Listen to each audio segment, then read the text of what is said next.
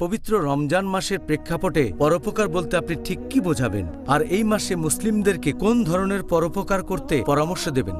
মানুষের উচিত সারা জীবনে পরোপকার করা, তবে রমজান মাসে আমরা পরোপকারের সর্বোচ্চ চূড়ায় উঠব।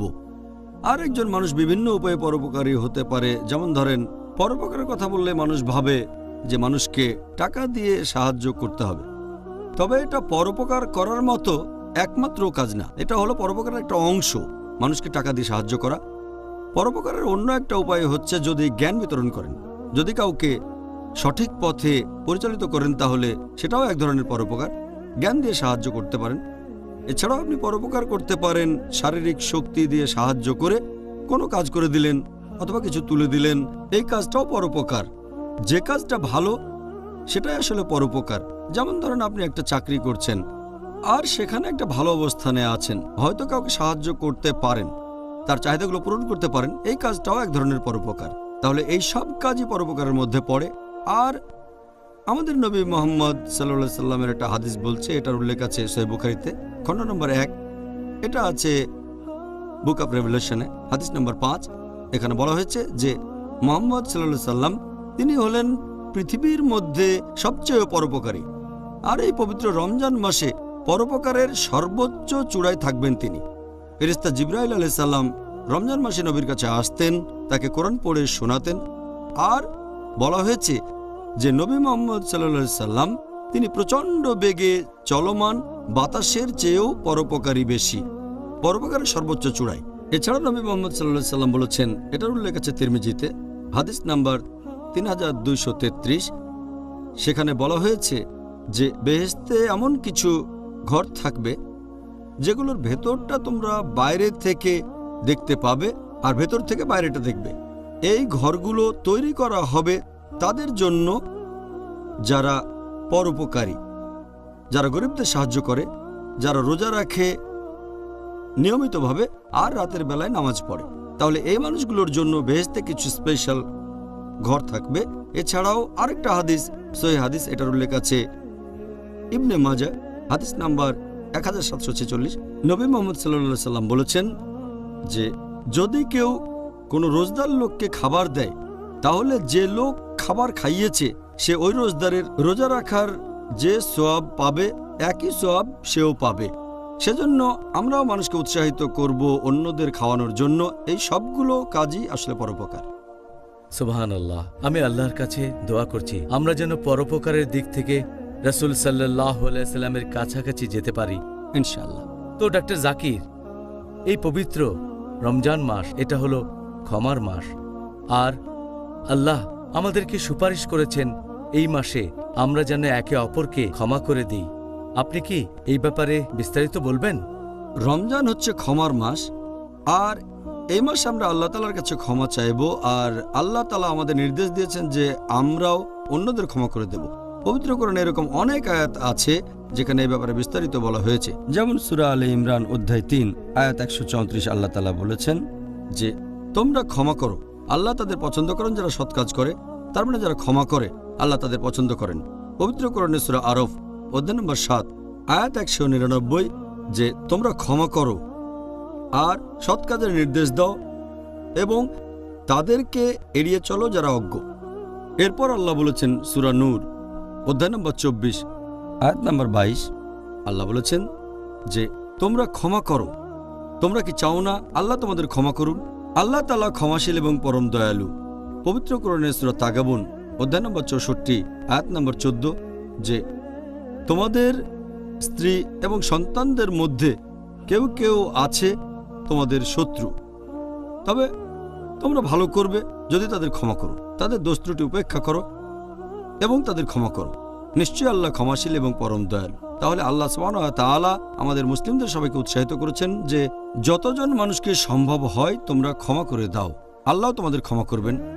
আর এই ক্ষমার ব্যাপারে নবীগণের জীবনী থেকে আমরা শ্রেষ্ঠ উদাহরণগুলো পাই। একটা হলো একজন নবী ইউসুফ আলাইহিস সালামের জীবনের ঘটনা। আমরা জানি যে ইউসুফ আলাইহিস সালাম তার 10 জন সৎ ভাই তার বিরুদ্ধে ষড়যন্ত্র করল, তাকে মেরে ফেলতে চাইল, কিন্তু আল্লাহ তাআলা তার জীবন বাঁচালেন। পরবর্তীতে তিনি হলেন মিশরের গভর্নর। একসময় যখন সব ভাইয়ের জীবন তার হাতের মুঠোয়, কোরআনে আছে যে তিনি বললেন তাদের উদ্দেশ্যে সূরা ইউসুফ অধ্যায় নম্বর 12 আয়াত নম্বর 92 তিনি বললেন যে আজ তোমাদের বিরুদ্ধে আমার কোনো অভিযোগ নেই, আর আল্লাহ তোমাদের ক্ষমা করুন, তিনি শ্রেষ্ঠ দয়ালু। তার মানে ইউসুফ আলাইহিস সালাম তার ভাইদের ক্ষমা করে দিলেন আর বললেন আল্লাহ দয়ালু। এছাড়া আমাদের শেষ নবী মুহাম্মদ সাল্লাল্লাহু আলাইহি সাল্লামের জীবনে আমরা ক্ষমার অনন্য দৃষ্টান্ত দেখি।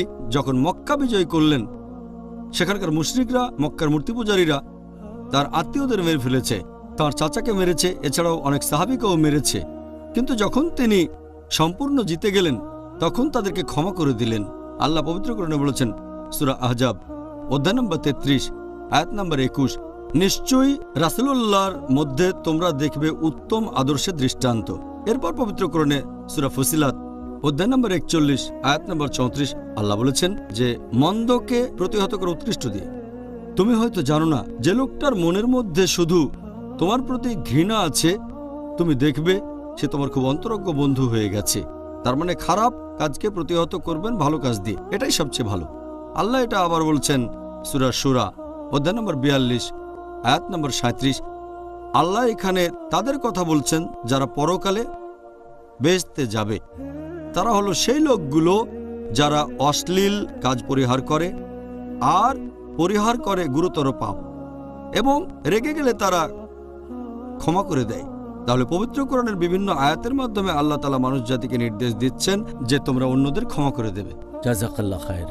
ডক্টর জাকির, এভাবে বিস্তারিত বলার জন্য আপনাকে অনেক ধন্যবাদ। প্রিয় মুসলিম এবং অমুসলিম ভাই ও বোনেরা, পরের প্রশ্নটা হলো রেগে যাওয়ার সম্পর্কে। রমজান মাসে আমরা কিভাবে রাগটাকে দমন করে রাখব? লোকজন এই রমজান মাসে রোজা রাখে, এই সময় তারা রাগ দেখায়। এখন এই রমজান মাসে তাদের রেগে যাওয়ার কি কোনো রকম যৌক্তিকতা আছে? অনেকে এই সময় অজুহাত দেখিয়ে বলে যে আমরা রোজা আছি, সেজন্য আমরা তো রেগে যেতেই পারি। আসলে এটা হবে উল্টোটা। যদি কেউ রোজা থাকে সে তখন রেগে যাবে না, কারণ আল্লাহ পবিত্র কোরআনে বলেছেন সূরা বাকারা অধ্যায় নম্বর 2 আয়াত 183 যে তোমাদের জন্য সিয়ামের বিধান দেওয়া হলো যেমন বিধান দেওয়া হয়েছিল তোমাদের পূর্ববর্তীগণকে, যাতে করে শিখতে পারো আত্মসংযম। বলা হয়েছে লা আল্লাকুম তাত্তাকুন, যাতে শিখতে পারো আত্মনিয়ন্ত্রণ।